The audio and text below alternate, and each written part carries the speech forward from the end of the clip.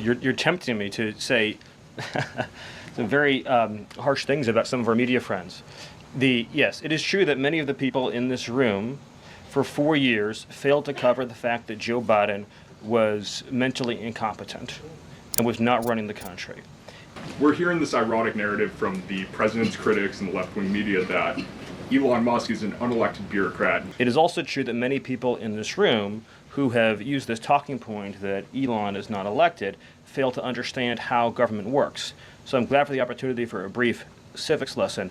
A president is elected by the whole American people. He's the only official in the entire government that is elected by the entire nation, right?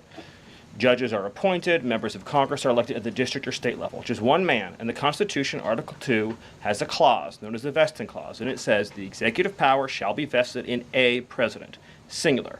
The whole will of democracy is imbued into the elected president. That president then appoints staff to then impose that democratic will onto the government.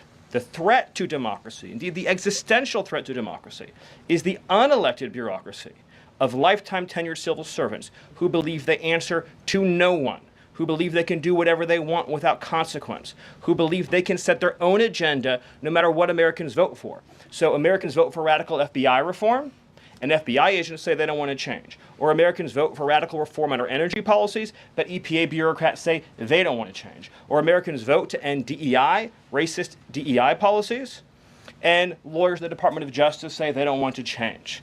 What President Trump is doing is he is removing federal bureaucrats who are defying democracy by failing to implement his lawful orders, which are the will of the whole American people.